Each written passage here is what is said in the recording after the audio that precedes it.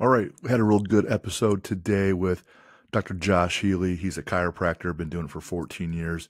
He's worked on me for a number of years through a lot of aches and pains and herniated discs. Really intelligent guy, cares a lot about working with athletes, works mostly with athletes, student athletes.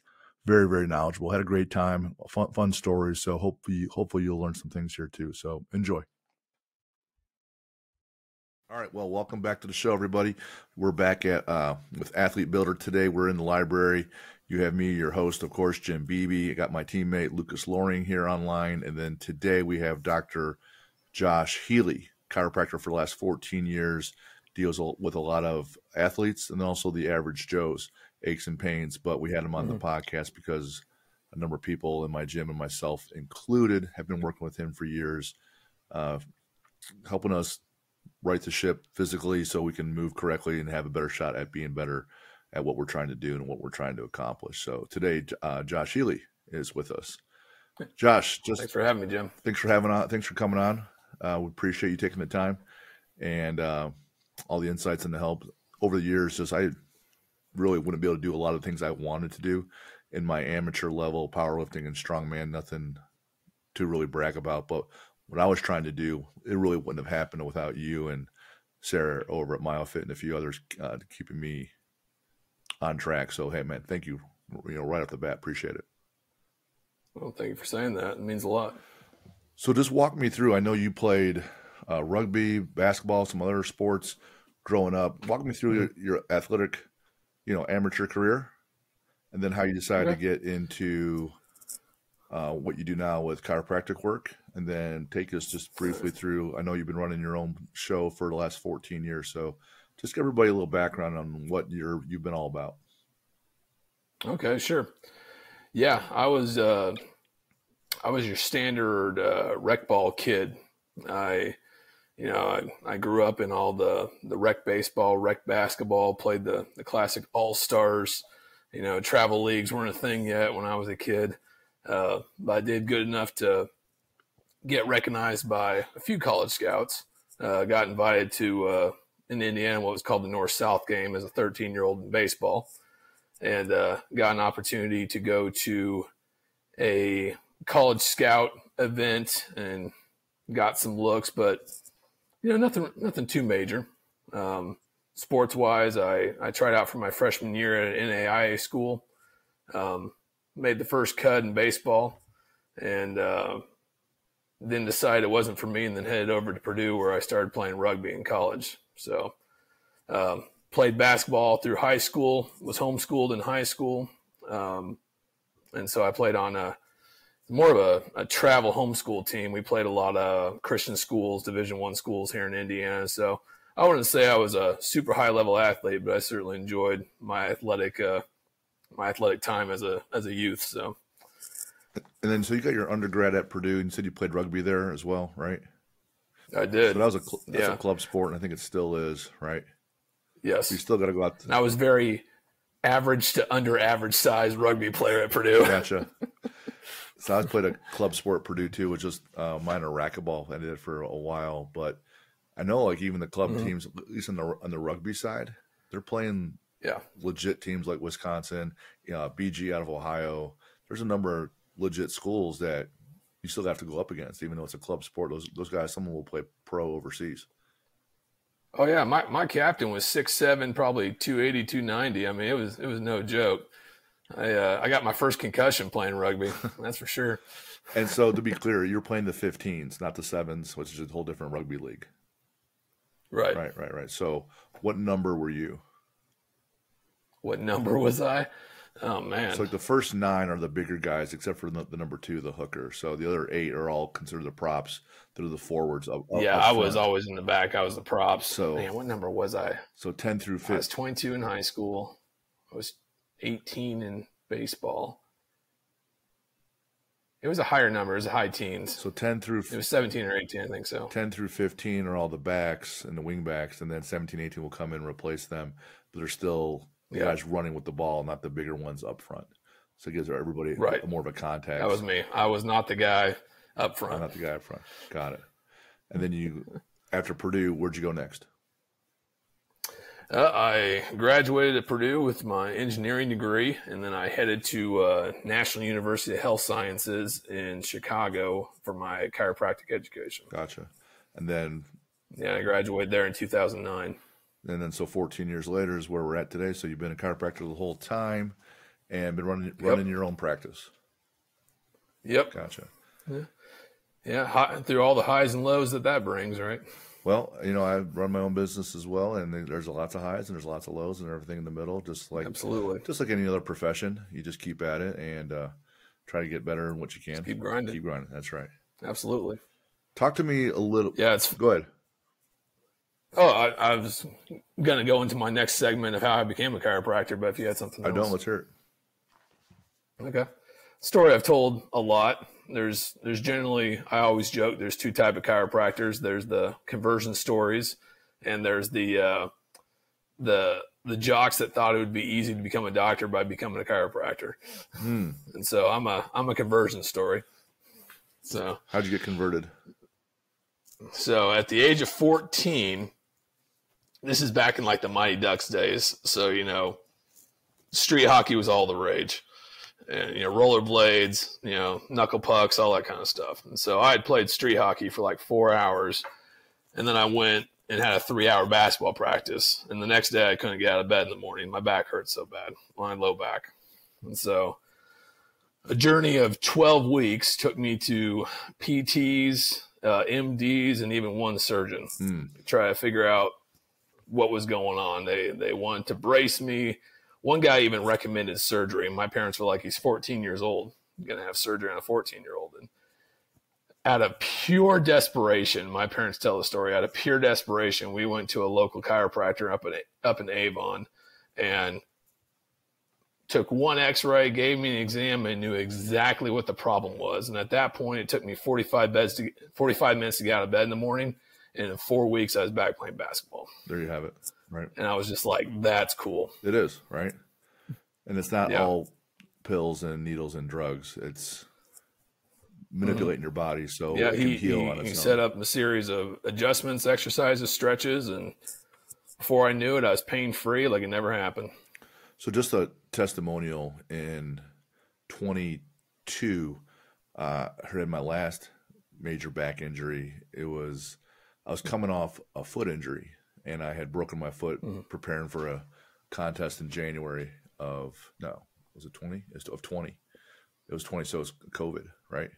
So I'm getting ready for a contest in January, and I break my foot from a stress fracture. And same time, my son breaks his wrist playing soccer when he landed on it. He's out of his cast in 3 weeks. I'm in a walking boot 16 weeks.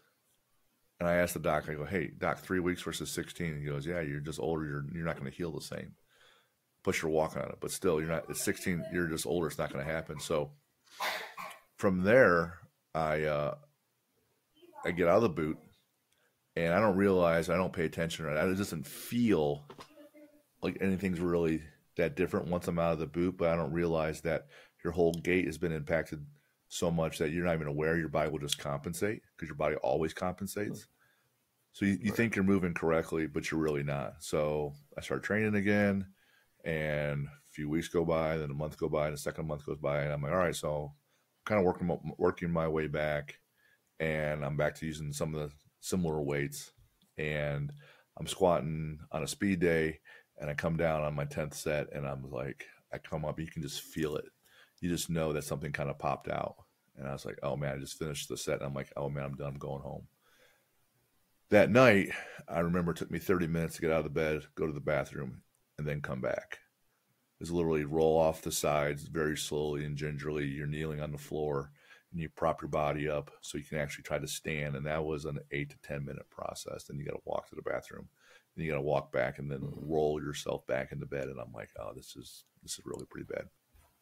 Hadn't been hurt like this in a long time. So go to a regular doctor because you have to see them first before they send you the specialist, and they send you the back doctor, and they're like, hey, you need to see a surgeon. So go see the surgeon. They're like, yep, surgery right away. They're going to do this. You have this stenosis. So in your spine, the spine was getting thicker and thicker from lifting, and it's kind of crunching down on the nerve. and said they need to go in there and kind of rotor-rooter that out and then create some alleviation so the discs can go back in. I'm like, really? So I'm already staring at surgery? And I've already been seeing you for years. I'm like, well, I still need to see my chiropractor, see what he says. And you're like, hey, I can fix this. Do a lot of Stuart McGill stuff, and a few weeks go by, and I'm back to moving, right? And then I'm moving correctly. Right. So that was my real eye-opening. I knew that it was important. I'd been doing it all along for adjustments because I have aches and pains or I want to move better. But that was a real moment where, like, I'm staring at surgery, and then you get me moving correctly and pain-free. So I was like, oh, man, this is my guy forever now, because I just witnessed tremendous pain and then tremendous no pain, right? So that was my like conversion story along with you, Doc. It was absolutely impactful. Well, thanks, man. I never heard that whole story. That's how it went. I remember you telling me you're a big Stuart McGill guy. So for those that don't know, what does that mean? What is the what? What does that mean, being a Stuart McGill guy? Okay. Well, Stuart McGill, for those that don't know, is not a physician. He's actually a PhD in spine biomechanics. And he was a professor at the University of Waterloo, which is up in Canada, for 30 years. And with my engineering background, there was some philosophies in chiropractic school that I never really like. This doesn't make a lot of sense engineering wise. It doesn't make a lot of sense mechanically. And so even though I was learning all my chiropractic stuff and my philosophies, I was always looking for other evidence. Let's call them truths when it came to spine issues. Sure. And I came across some guys like Craig Liebenson and Greg Cook. And then I ran into Stuart McGill. And everything he said, everything he wrote, every class I attended was purely based in engineering, mechanics, levers, loads, stresses on tissues, and it clicked in my mind. And so now that he is the guru of low back pain, and anyone at any level of fitness has heard of Stuart McGill, he's basically the back mechanic. He's the back mechanic to CEOs, to athletes all over the world, to multiple Olympic teams. I mean, he is just the guy in low back pain. And that's even the title of one of his books, right? The Back Mechanic. It is his most recent book with Brian Carroll, Low Back Mechanic. So then he and Brian also wrote the Gift of Injury. Yes. Right. So Brian Carroll is a elite world-class level power lifter, and he was squatting over 1,200. And he obliterated his one of his sacrum. Right. Yeah, he got a stress fracture in his sacrum from deadlifting and squatting, which is hard to do. Right, all that pressure, and it took Stuart's ability to rehab him and get him back, and then he was actually able to get back on the platform, and then have a higher total. He added to his squat. He was stronger afterwards. Yeah. And the gift of injury was that he didn't realize all the things he was doing incorrectly. So that injury had to hold him back until he went back and built the knowledge of what he was doing incorrectly so he could fix that biomechanically and then go back and evolve further and farther. And that's how he's able to do that. And he did that, hand in hand with Stuart McGill. So the Gift of Injury, another book of his, that's fantastic. Yeah, agree completely. I have that one as well. I believe I have that one signed. So okay. But I got to meet Brian Carroll and Stu at an event once. So obviously I got some pictures. Sure. There's the Stuart McGill Big Three. Yes. You want to let everybody know what those are? Sure. So there's all kind of low back exercises, right? You Google low back exercises and you'll get hit with 500 hits. So what Stuart McGill tried to do is he tried to come up with the idea of biggest gain for your buck, meaning how much stability can you gain with the least amount of force on your spine when it comes to exercises. And so the three that he didn't develop these already existed, but he found that they were the best. The three are the first one being the side bridge or the side plank, beginning stages of the bird dog, which is the one on all fours where you do a contralateral arm leg extension. Opposite arm, opposite leg, yep. opposite arm on opposite leg. And the third one, and I don't know if he developed this third one, but he modified it heavily, is a laying on your back style curl up, where you hit he was looking for something 365 degrees around the spine. And so you have the lateral aspects, the obliques and things like that to the side planks. You have the posterior chain through the bird dogs, and you have that anterior chain through what he calls the curl up or the modified curl up, which targets your rectus muscles and some of your obliques without bending your spine and creating further injury mechanisms. So those are his big three: the side plank, side bridge, similar but different, the bird dog, and then the modified curl up. And so the curl up, you're lying on your back, and you can bring your feet towards your butt, or you can have them straight. But then you essentially lift your scaps and your upper back off the deck, keeping your low back on it. And as if there's like a string pulling your chest towards the ceiling, and you sit there and you hold that pose, and you build up your core stability that way. Right. That's exactly how he phrases it. It's like someone's pulling the string through your sternum. Gotcha. Generally you put your hands in your low back so you don't flatten out the back, since that's the main injury mechanism for discs. Gotcha. So. Yep. And those three big things were big movers for me. So the big ROI on return on investment. That's a good term for it. The most ROI low back exercises. Yeah. So with your practice of seeing so many different kinds of ailments or injuries, sure, there's the moms and pops from the sitting and or being out of shape, but you also work with younger athletes too, including my own kids. What sort of trends are you seeing in high school and college kids?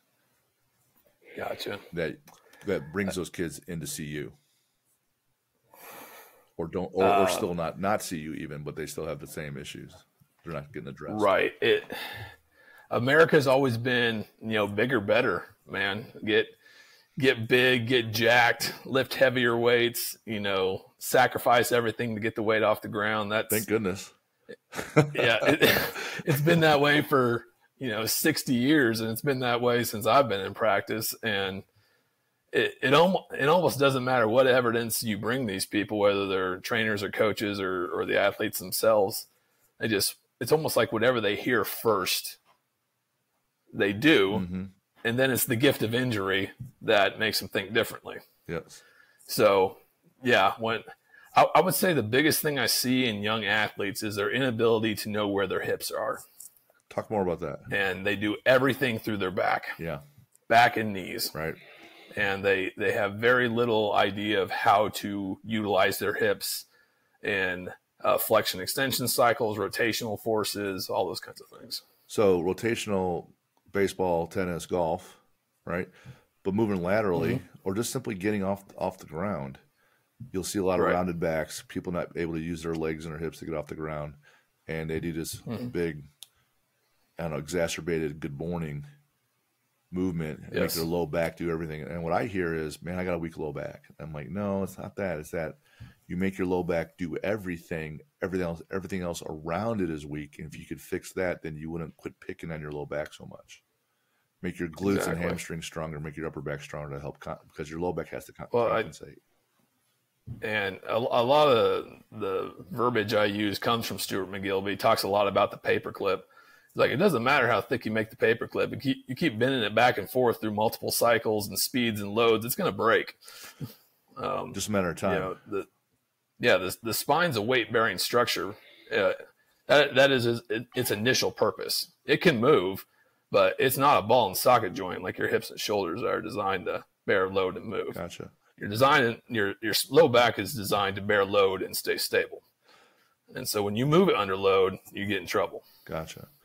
And then so with student athletes, even males versus females, you'll see a difference in obviously their anatomical structure. And then consequently, you'll see a difference in repetitive use injuries. So differences you'll see in males and females. What are things you see as a trend with athletes?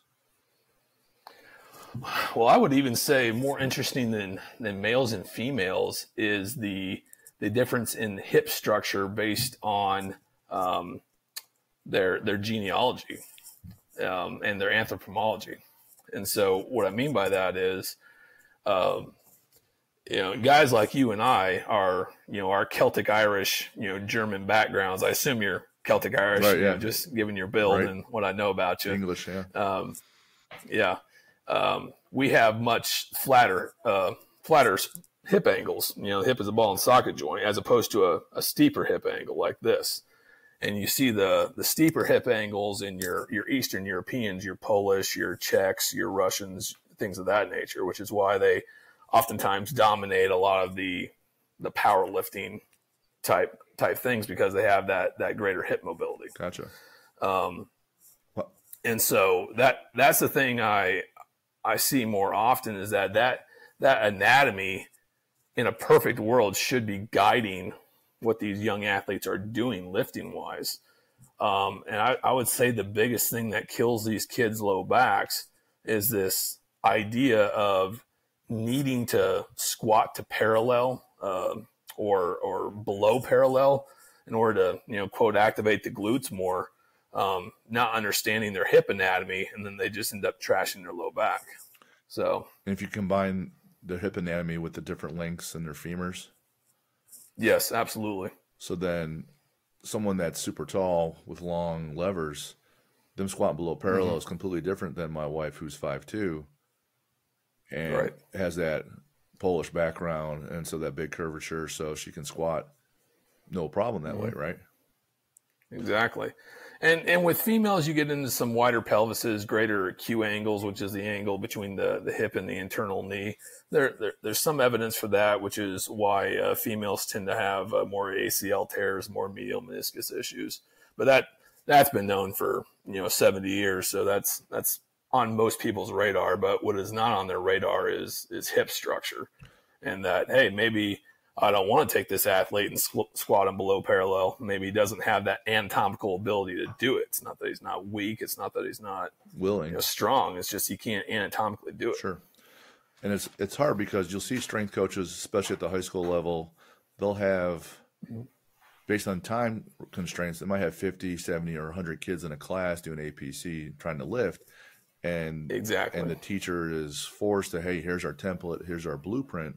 Everyone must do the same thing, and obviously, not everyone's the exact same. So it's a good guideline, but that's where the art meets the science of coaching. The science says this, but the art says, well, not exactly in this instance because this person isn't built to do that, right? So well, and I have a great story about that, if you don't mind. Sure. I was treating. At one point, I was pretty involved with our local high school athletic program before the local hospital kicked me out. And I had this reoccurring injury with about 40% of the female volleyball team had this low back injury, same exact injury. And after I did my examination, I asked them to bring in a couple friends. I wouldn't charge them or anything like that.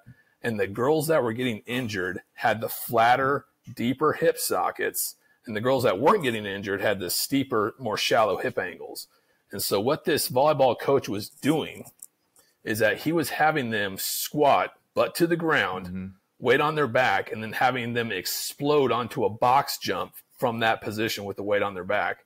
And he was fracturing, he was getting spiny fractures in the low back on 40% of his girls. And it was the ones with the deeper hip sockets and flatter hip angles that were getting these injuries.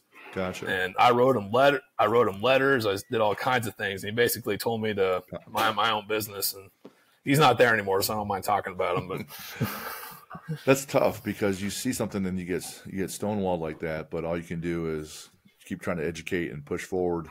And hopefully someone listens or someone doesn't. But that makes it tough. And it's hard on the kid because the kid ends up getting hurt, right? Exactly.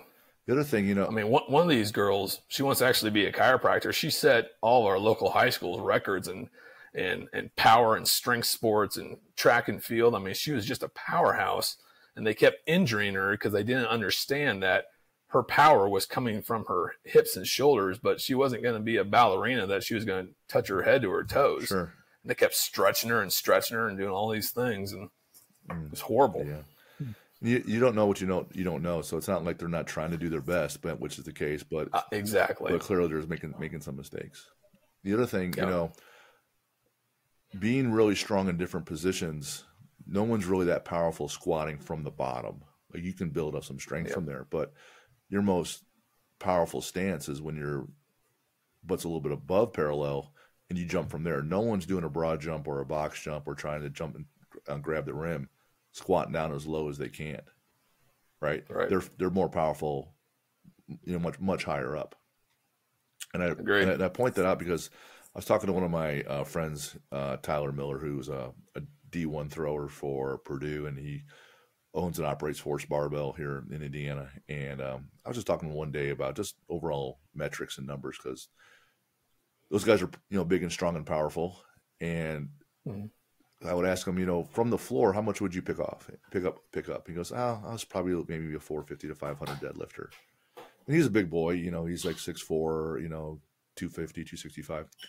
He goes, well, Jim, all my power needs to be from above the knee. So we do a lot of snatching, a lot of cleaning, and, heavy deadlifts from above the knee. And he goes, well, from above the knee, I would pull 830, 840.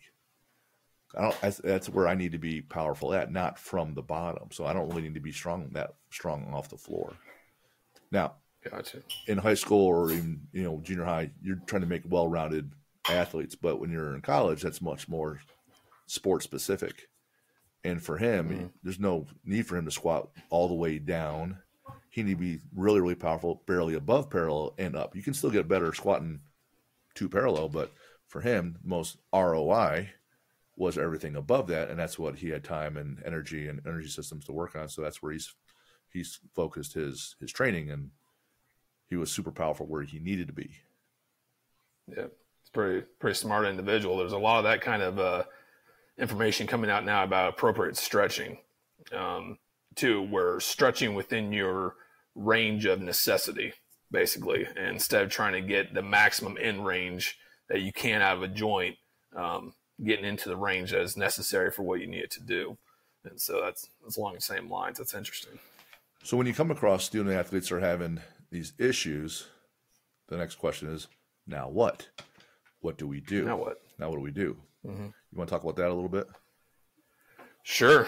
So usually I get a kid in who has an injury. So they're not coming to me for any type of weightlifting advice or performance advice. They've come in with an injury. And so almost immediately, every single time, it's, hey, you got a minimum of 2 weeks off. And then it's an argument with the parents and with the kid, because kids can't see into the future more than a couple days. So 2 weeks off their sport's always a big argument. And then we generally I start breaking them down from the floor up.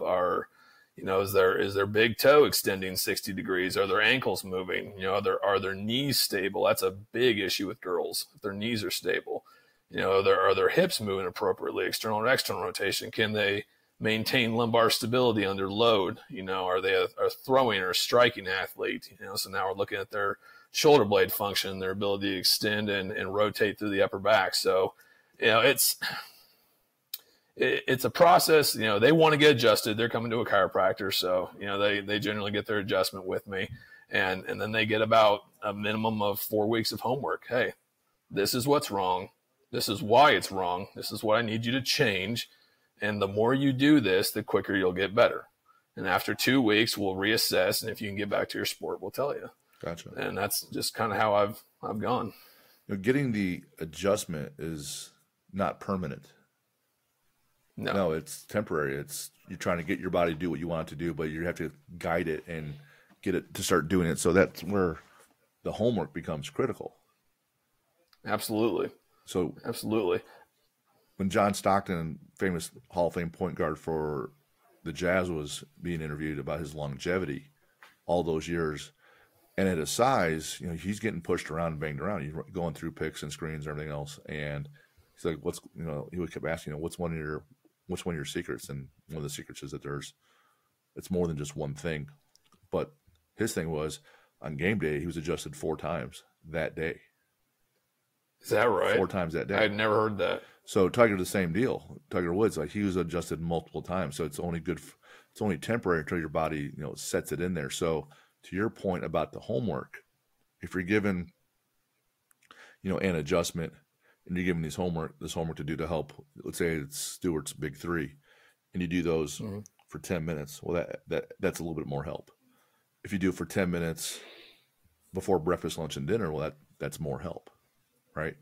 Or if you see your trainer and they have you foam roll and they scrape you, but then you start doing some of the other things, you do the homework as well, then that's more help. So it's the athlete that's more relentless on their recovery that takes a 4-week rehab and gets it done in 3.5 weeks or a 3-week rehab. Or if they don't do the recovery, that 4-week rehab ends up being a 7-week rehab and another injury. Right. So that recovery ends up becoming a limiting factor. And at the higher levels, you have to take more and more of the steps to recover, because when you're competing, that's not to be healthy, that's to win. You're asking your body and your mind to do things that it's not wanting or built necessarily to do all the time. Well, and it's hard to sell that to young athletes because it's hard to sell that to adults. It's hard to sell once the pain is gone does not mean you're recovered. Sure. And everyone wants to get out of pain, me included. You know, I want to get out of pain as much as the next guy, but pain is always the first thing to go away. Most people don't realize that tissue remodeling is a minimum of 3 weeks. You know, then it's, you know, stability remodeling. Then it's, I mean, it could be anywhere from 4 to 12 weeks to stabilize a joint. And it might not hurt at all after that 10-day or 14-day mark. But when you throw it back into a chaotic environment like a sport, it's a hard sell to a 16-year-old. Sure. And if you go through Trevor Moab's book, the title is simply, It Takes What It Takes, right? So whatever it took for you to bench 135, it's going to take more to bench 225. Whatever it took for you to run a 5.0 40 or a 4.8 40 is going to take more. Whatever it took you to recover, it's going to take more. And here's why people get upset.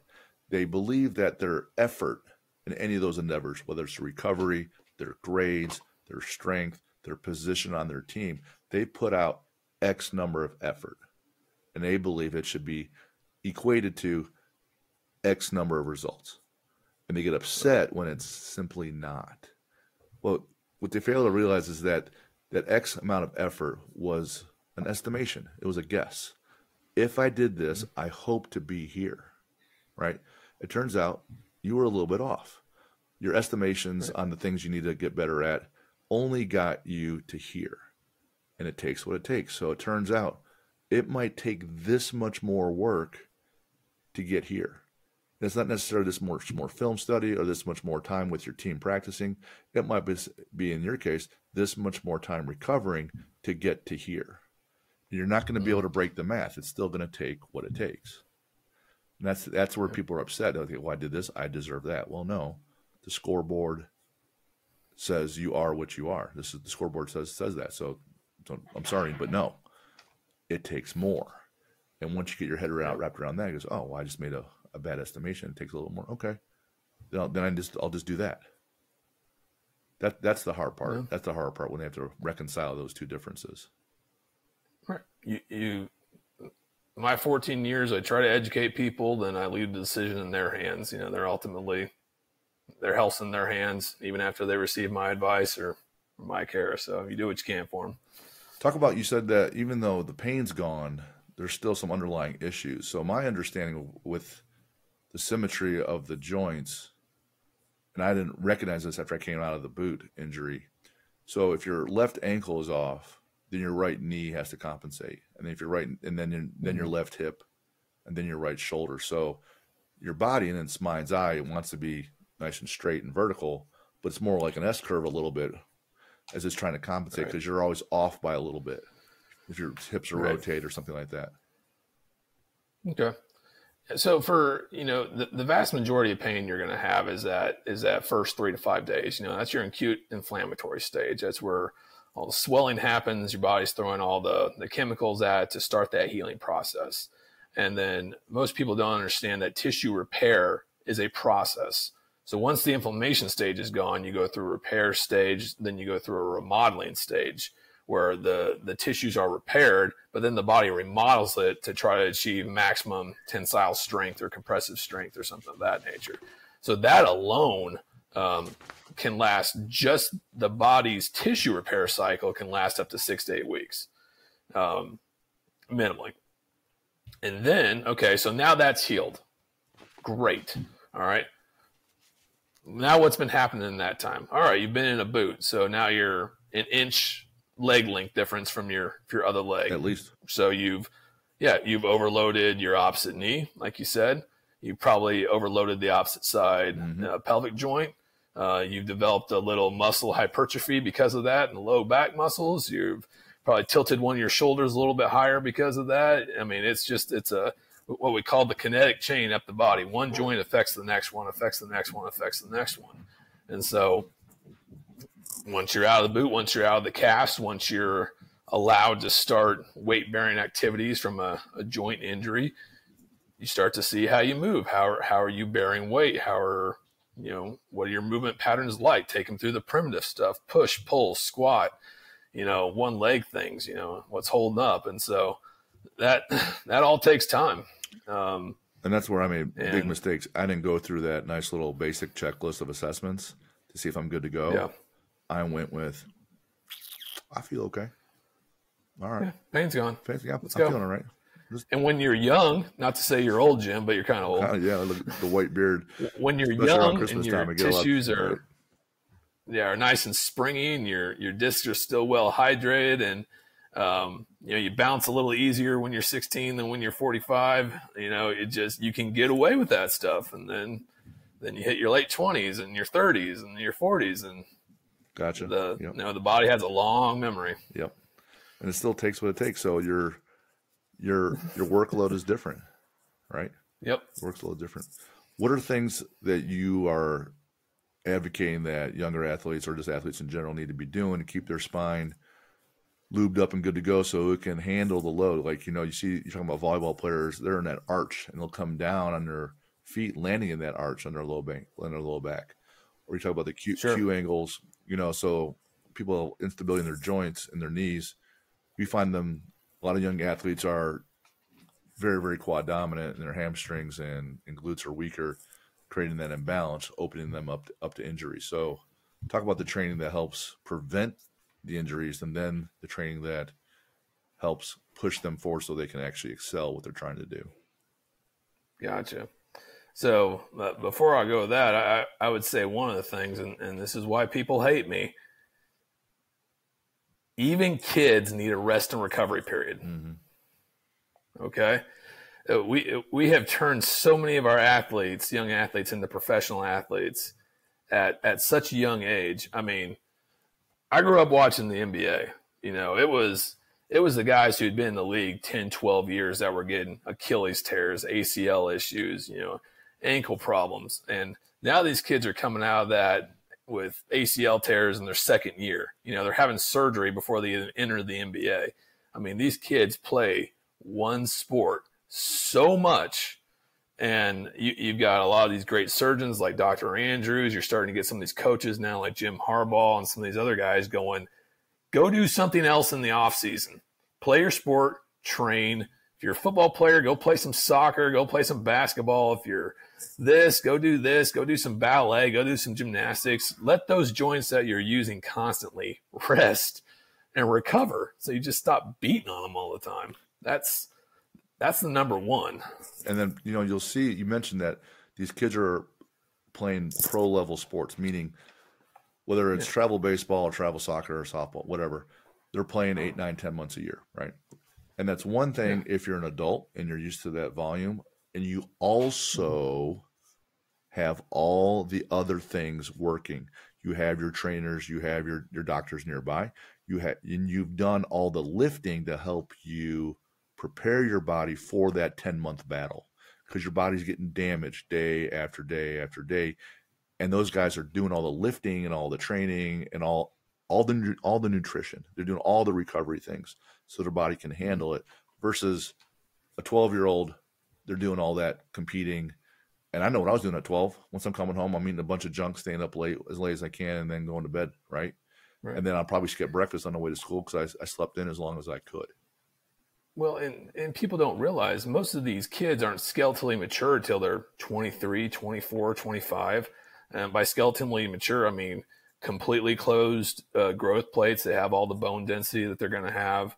I mean, there's your freak of natures out there that are different. But, I mean, it's just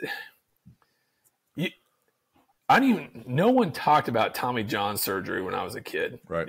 Elbows, I remember the first time I saw an 8-year-old with a rotator cuff injury in my practice. It was my 3rd year of practice.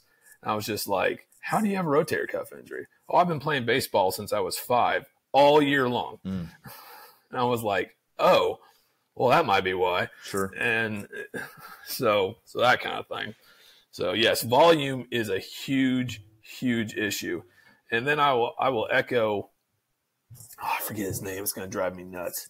But one guy, he talked about volume, but he also talked about how we have fine-tuned these sports. If you watch a basketball game from the 1980s and then watch a basketball game nowadays, the cuts are sharper, the moves. I mean, we have just fine-tuned these sports to get the most performance out of them, that not only is the volume high, but the intensity is so high on some of these kids too. They're jump training, they're speed training, they're constantly doing these things. So I don't even remember what your original question was, but what would you start doing? But I remember getting chewed out by a dad. His 15-year-old son was a varsity football player around here. He had 2 herniated discs in his back, couldn't straighten up. And I made the suggestion that he might not want to play this season. And I have never been chewed out harder in my life by a parent than that. And that really opened my eyes to the mindset of our culture when it comes to kids sports. What I'm usually advocating, and I'm not saying it's a hybrid, but it's a little different. It's not that I'm saying you shouldn't play 10 months a year, right? Though Sure. you shouldn't. You should probably play a second sport. But if you're going to play 10 months a year, at least equip the person. Like if you're going to play 10 months, you're going to give the baseball kid a baseball mitt to catch. If you're going to make him play 10 months, during those 10 months, make him lift 3 days a week to build up the overall base so that there's a little bit more protection, ligaments, tendons, bones, right? So he can handle the workload. And if you're throwing all the time, your upper back is the brake system to stop your arm from throwing. Well, okay, you're going to throw all the time? Then make sure he has a big, strong back. Not so he's a great thrower, just so you can protect him from the repetitive use injury. So maybe don't go to every practice. Go to a few less practices, lift 3 days a week, still come to your practices and then your games, but do it that way, and you got a better shot. Because, like you said, at our age, when we were younger, the big separator was playing. You play either rec league or CYO league, and then you qualify for travel all-stars, which gave you another 30 or 45, maybe 60 days of playing in your sport. So maybe you have a 3-month season and you get an extra 1 or 2 months. So those extra 1 or 2 months help separate you from everybody else. So then you get to play in high school, then you're playing varsity, then you're playing in college. Well, now if everyone's playing, the quality of the travel sports is diluted. And it's still just 7% of athletes from high school go on to college and 2% go on to D1. The playing that many extra games is no longer the separator. The separator now is that no one would train and lift. So if you just add in that 3 times a week with people that know what they're doing, then okay, now you have a separator. All right, everyone knows who the strongest kid is on the team. Everyone knows who the fastest kid is on the team. You might not be there, but build yourself towards there, one, to keep yourself safe, and then also give yourself a shot. I think that's an excellent point, Jim. I really do. I think we've spent the last 20 years understanding the injury mechanisms of these high volume loads on kids and things like that. And the next stage is really, okay, if your kid's going to be a professional athlete, and if you're playing a sport 10 months out of the year, you're a professional athlete, whether you're being paid or not. Right. You need to start treating yourself like a professional athlete. Your nutrition needs to be on point. Your rehab needs to be on point. Your lifting, you need to be with a trainer, not only in performance in your sport, but just in body performance. So I agree with you wholeheartedly, because we're not going to stop this. We're not going to stop these families and kids and parents from playing. So that's fine. Let's just find a way to work with them and tweak it a little bit. So those kids that don't have the edge, let's give them the edge. Agree completely. And then take injuries seriously. I mean, these kids are under some major chaotic loads. I got introduced to wrestling in the last 2 years through my son, and oh my gosh, the things these kids do to each other in a wrestling match is unreal. So, we talk about recovery and proper conditioning. So yeah, I agree with your comment. Yeah, that if we're going to treat kids at that level of sports, they need to be treated at that level of sports, including rehab, exercise, and nutrition. Yeah, just equip them so they can handle it. You'll even watch like the college and pro football teams now, like in training camp, they put that extra padding on top of the helmet. They see what the sport does. They see what kind of damage it does. Here's another method to help protect you. Well, if you're going to be, playing softball all year long, what does the sport do to you? You wear a helmet, right? You wear cleats. Protect your body so you give yourself a shot just at the longevity. Because when other people get hurt, they just keep regressing. So if you can just stay injury free, you're going to have an edge. Then give yourself the edge on being the strongest, fastest, most powerful person on the team. Agree completely. Any other thoughts you want to share with us before I go through my rapid fire fun questions? Rapid fire? Oh, not really. I think we got through most of it. It was fun. It was a good time. What's if you're lifting and training, tell me something that you like to listen to, or do you listen to anything at all? I tend to listen to motivational podcasts, and if I'm not, I try to go silence. Silence, just get in your head. Yeah, and I got a good story behind that, but I know these are rapid fire. All right, we'll come back to that. So, bucket list adventure you haven't done yet. Oh man, I thought about that one. I need to get behind the wheel of a Ferrari before I die. I think that's a big bucket list. See how fast you can take it. Yep. Get on a track or something. All right, favorite sports movie? I wrote down Miracle or Remember the Titans. Both Disney classics. Yep. Favorite sport to watch? Basketball and UFC right now. I love watching UFC. Fighting is so primitive. It's right. I love it. Favorite athlete to watch? Actually, Khabib, and I can't pronounce his last name. It's Nurmagomedov or something like that, but he's a Russian UFC fighter. And man, you talk about a dedicated, intense guy, not only to his religion and his sport, but just to life in general. I like listening and watching him. Favorite book that's geared towards sports? Geared towards sports? Oh man, I didn't write a sports book down. Curveball.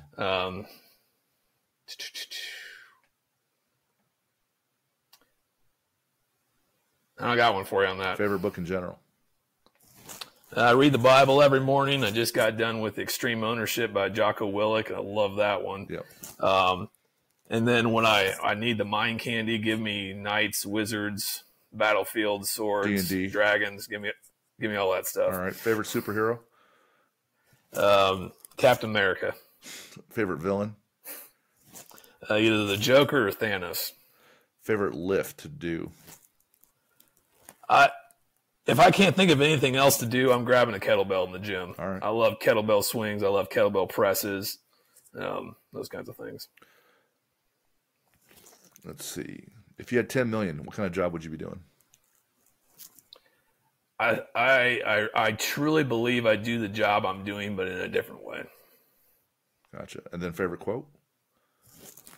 My favorite quote is, "I'm constantly amazed with how much I don't know." I don't know. Socrates? I'm not sure. No, that's from Wizard Zorander from the first Wizard's First Rule. Way off. Way off. And then so circle back. That stuck with me my whole life. So circling back, you said you like to train in silence. Mm-hmm. Was that, I can't remember, was there an Eastern Bloc training story that you had for me way back in the day about they're respecting the barbell? Yep. Is that right? Yep. Remind me how that goes.